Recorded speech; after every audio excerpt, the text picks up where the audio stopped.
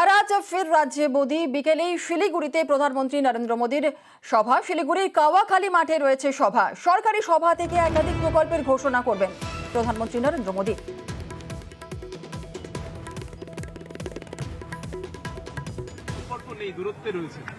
দেখুন, এখন তৃণমূল থেকে সবাই দূরত্ব বাড়ানোর চেষ্টা করবে। তো তৃণমূল এখন সবাইকে তৃণমূলের সবাই যারা নেতা মন্ত্রী বিধায়ক সাংসদ আছে তারা সবাই গান করবে ছুঁয়ো না ছুঁয়ো না বুঝে ছুঁয়ো না। এটাই চলছে এখন মার্কেটে। অনুব্রত মণ্ডলকে বাঁচানোর চেষ্টা মমতা সরকার করে গিয়েছে, শেষ রক্ষা হয়নি। অনুব্রত মণ্ডল এখন তিহারে। শেখ শাহজাহানকে বাঁচানোর জন্য মমতা পুলিশ উঠে পড়ে লেগেছিল, তাও এখন সিবিআই হেফাজতে।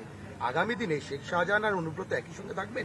দেখুন, একসময় স্লোগান শুনেছিলাম, যাদের মাথায় দিদির হাত তারাই খাচ্ছে জেলের ভাত। তেমন সেই স্লোগান সত্যি হচ্ছে।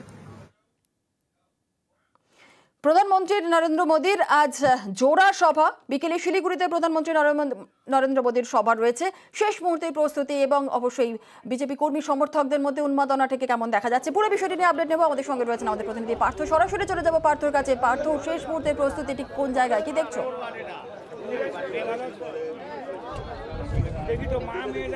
এখন তোমাকে জানিয়ে রাখি, আজ কিন্তু আর কয়েক বাদেই কিন্তু প্রধানমন্ত্রী জোড়া সভা শিলিগুড়ি কাওয়াখালী মাঠে, যে মাঠে 21 বিধানসভা নির্বাচনের শেষ সভা করে গিয়েছিলেন নরেন্দ্র মোদী। স্বাভাবিকভাবেই কিন্তু সামনে যেহেতু লোকসভা নির্বাচন, শুধু উত্তরবঙ্গই নয় গোটা রাজ্য এবং এমনকি দেশ কিন্তু তাকিয়ে রয়েছে আজ মোদীর এই জনসভার দিকে। কেন, যেহেতু সামনে লোকসভা নির্বাচন এবং পাহাড় সমতল বহু কর্মী সমর্থক তারা কিন্তু ধীরে ধীরে নেমে আসছে সেই শিলিগুড়িতে। পাহাড় থেকে দার্জিলিং, কার্শিয়াং, কালিম্পং, মিরিক থেকে যেমন প্রচুর দলীয় কর্মী সমর্থক তারা যেমন নেমে আসছে সভায়, তেমনি উত্তরবঙ্গের বিভিন্ন প্রান্ত থেকে কিন্তু কর্মী সমর্থকরা দলে দলে ভিড় জমাচ্ছেন এখানে।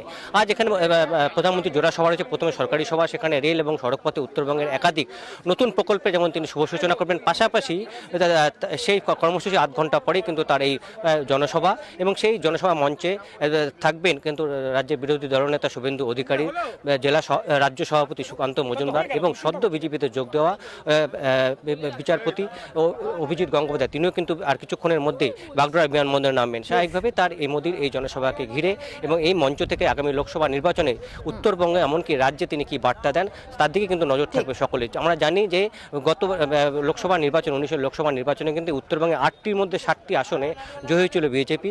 এমনকি পরবর্তীতে 21 বিধানসভা নির্বাচন রাজ্যের অন্য অংশের নিরিখে উত্তরবঙ্গে কিন্তু বেশ ভালো ফল করেছিল বিজেপি।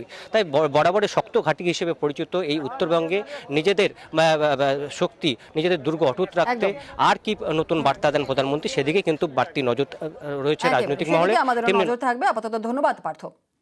আর অসমের